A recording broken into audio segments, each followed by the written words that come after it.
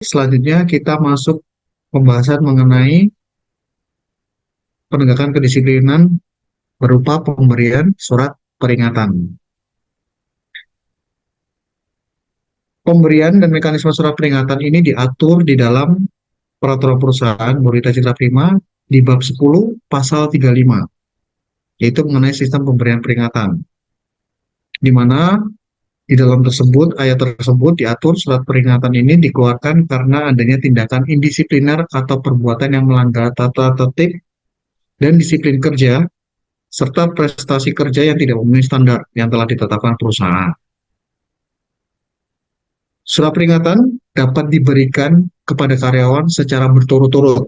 Ya, artinya karyawan dapat diberikan surat peringatan pertama, lanjut ke surat peringatan kedua, dan seterusnya lanjut ke surat peringatan ketiga.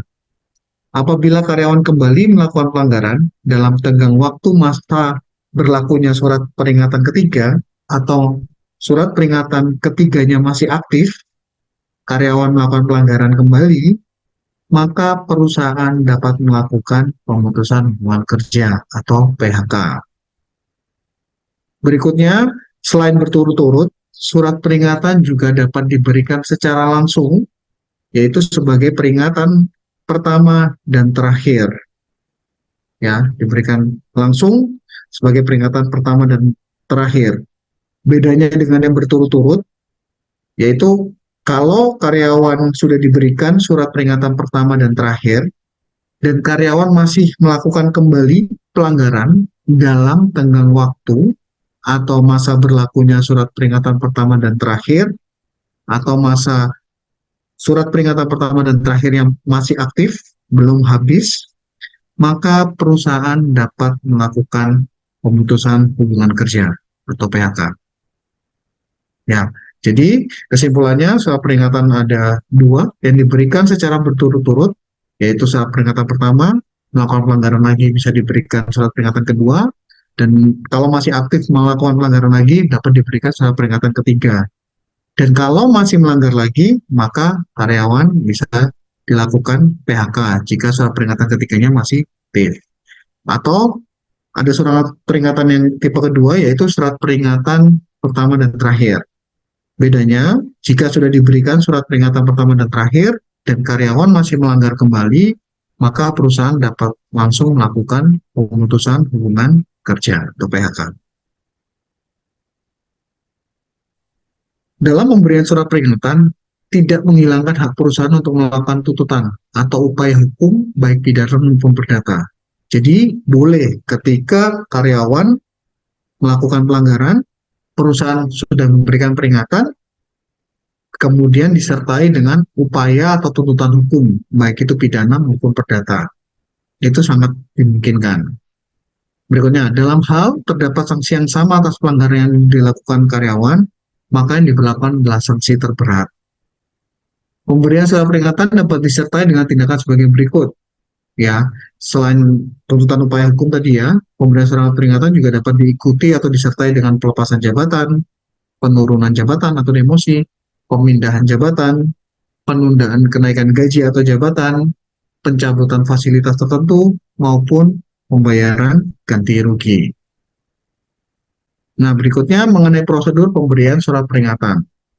Nah, sebelum diterbitkannya surat peringatan, atasan langsung dari karyawan yang melakukan pelanggaran harus membuat kronologis kejadian, di mana kronologis tersebut menerangkan atau menjelaskan mengenai terjadinya pelanggaran atau penyimpangan terhadap perjanjian kerja kah, peraturan perusahaan, SOP atau prosedur dan sistem kerja, uraian kerja atau job desk gitu ya, instruksi kerja manual, dan atau keputusan-keputusan atau kebijakan-kebijakan yang ditetapkan oleh manajemen perusahaan yang terkait dalam lingkup kerjanya. Ya, jadi surat peringatan harus didahului dengan kronologis.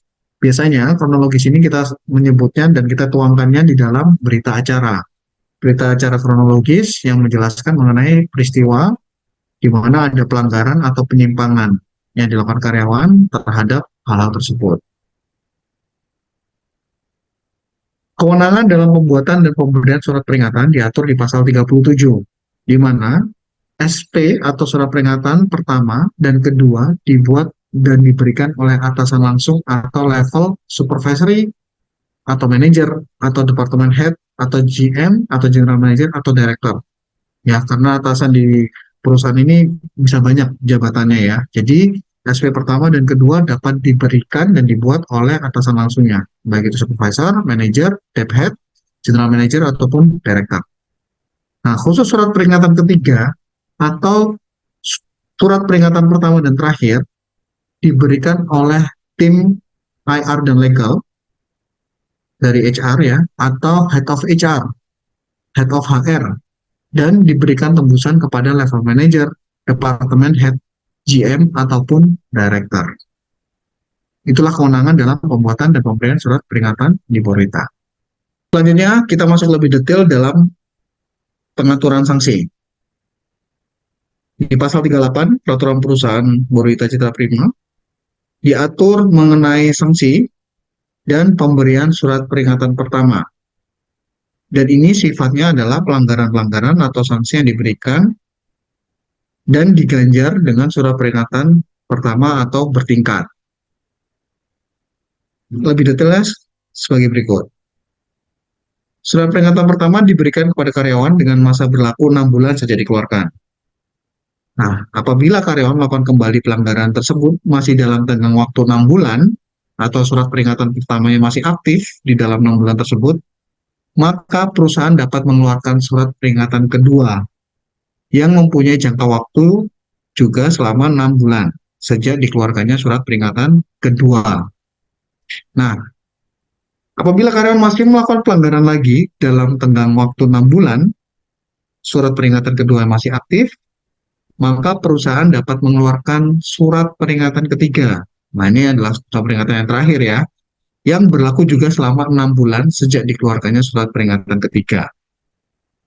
Nah, tipe pelanggaran seperti apa yang bisa dikenai sanksi surat peringatan satu pertama, gitu ya, kemudian bisa naik ke peringatan kedua, atau bisa naik lagi ke peringatan ketiga, yaitu tipe-tipe pelanggaran yang diatur di pasal 38 ayat 2, di mana sebagai contohnya adalah karyawan wajib menunjukkan sikap dan tingkah laku yang baik dan sopan.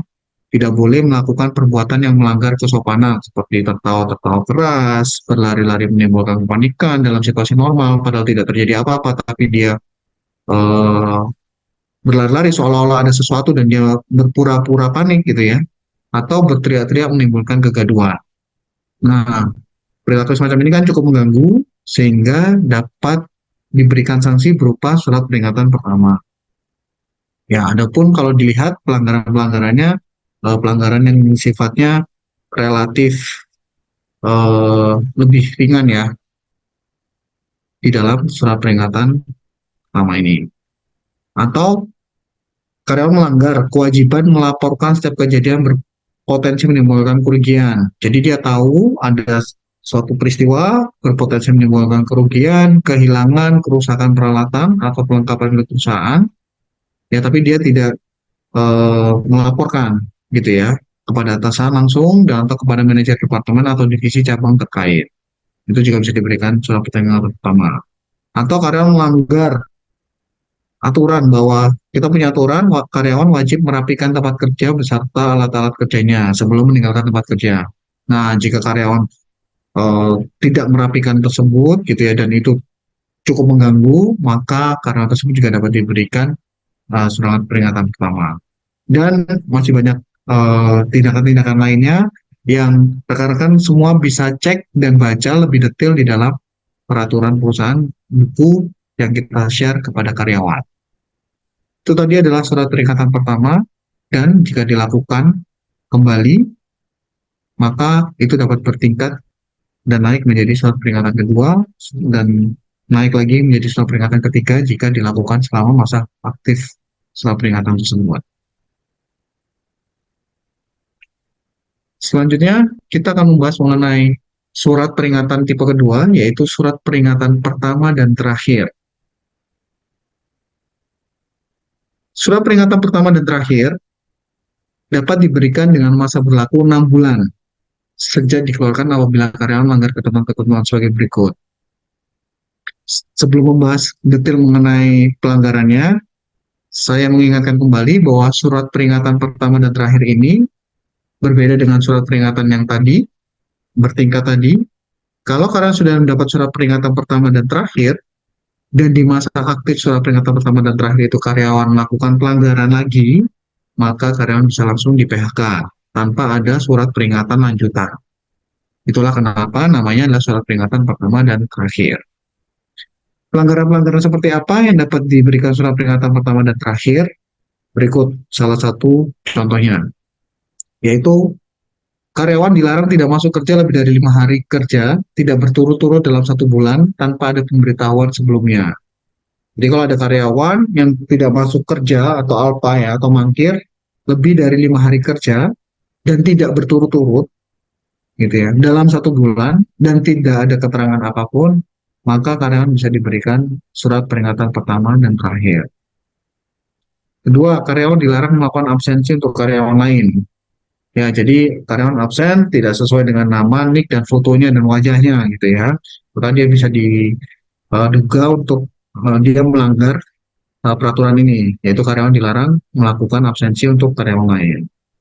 Kemudian karyawan dilarang menyalakan api, termasuk menyalakan api untuk rokok di tempat penyimpanan barang dan atau gudang atau tempat tertentu yang ada tanda larangan merokok. Ya, itu sepele, tapi risikonya cukup besar, sehingga perilaku ini dapat diberikan surat peringatan pertama dan terakhir. Berikutnya, karyawan dilarang mengurangi, menukar, dan mengganti segala jenis barang, bahan, serta peralatan yang mempunyai dan atau tidak mempunyai hubungan baik langsung maupun tidak langsung ke dalam kardus atau kata penyimpanan barang yang dikirim atau dijual. Ya, jadi karyawan dilarang memanipulasi apapun ya segala jenis barang, bahan atau peralatan ya di dalam kardus atau kotak penyimpanan barang yang akan dikirim atau dijual. Jika itu dilakukan, maka bisa diberikan surat peringatan pertama dan terakhir. Baik itu maupun disengaja maupun tidak disengaja. Berikutnya, karyawan dilarang membiarkan atau ceroboh atau sengaja melakukan tindakan yang menimbulkan bahaya terhadap keselamatan jiwa dan atau aset perusahaan, termasuk juga tempat, perlengkapan, atau alat dan barang milik perusahaan. Nah, karena resiko yang cukup besar terhadap aset, maka jika karyawan melanggar ini, maka bisa diberikan surat peringatan pertama dan terakhir. Selanjutnya, karyawan dilarang dengan ceroboh atau sengaja membiarkan teman sekerja, atasan karyawan, manajemen perusahaan, dan atau pengusaha dalam keadaan bahaya di tempat kerja. Ya, ini karena lagi-lagi resikonya cukup besar, maka jika karyawan melanggar peraturan ini, maka karyawan bisa diberikan surat peringatan pertama dan terakhir. Berikutnya, karyawan dilarang melakukan tindakan melawan perintah atasan atau manajemen yang sesuai dengan prosedur dan kepentingan perusahaan. Ya, jika karyawan menolak tindakan yang atau instruksi atau perintah yang sesuai prosedur dan sesuai dengan kepentingan perusahaan, maka karyawan harus diberikan surat peringatan pertama dan terakhir. Karyawan dilarang melakukan tindakan yang merugikan pihak perusahaan atau rekan perusahaan dan atau pemerintah, baik secara material maupun imaterial. Karyawan dilarang melakukan kelalaian yang mengakibatkan pengiriman barang menjadi gagal, tertunda, atau terlambat yang dapat menimbulkan kerugian bagi perusahaan. Karyawan dilarang menolak memberikan keterangan atas suatu perkara atau kejadian, dia menjadi saksi ya, padahal diketahui bahwa keterangan itu sangat diperlukan bagi penyelesaian suatu perkara atau kejadian. Jadi kalau karyawan menolak menjadi saksi gitu ya, padahal dia tahu dan kesaksiannya dibutuhkan, dan dia tidak mau, maka dia bisa diberikan surat peringatan pertama dan terakhir. Karyawan dilarang membawa masuk ke dalam area perusahaan berupa minuman keras dan atau narkoba dalam segala jenis yang dilarang oleh undang-undang. Ya, jadi kalau karyawan membawa masuk ke dalam area perusahaan berupa minuman keras atau narkoba dalam segala jenis apapun narkobanya yang dilarang oleh undang-undang, maka bisa diberikan peringatan pertama dan terakhir. Karyawan dilarang membawa, menyimpan, dan menempelkan serta menyebarkan gambar-gambar yang mengandung unsur pornografi di area perusahaan. Ini juga hal yang tidak patut dilakukan, maka jika kalian melakukan ini, maka karyawan dapat diberikan surat peringatan pertama dan terakhir.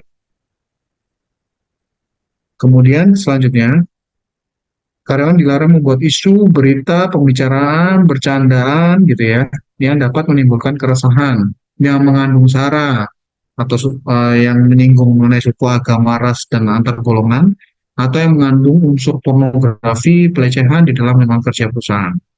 Ya, hal itu beresiko untuk menciptakan situasi kerja yang tidak kondusif, makanya hal itu bisa diberikan surat peringatan pertama dan terakhir.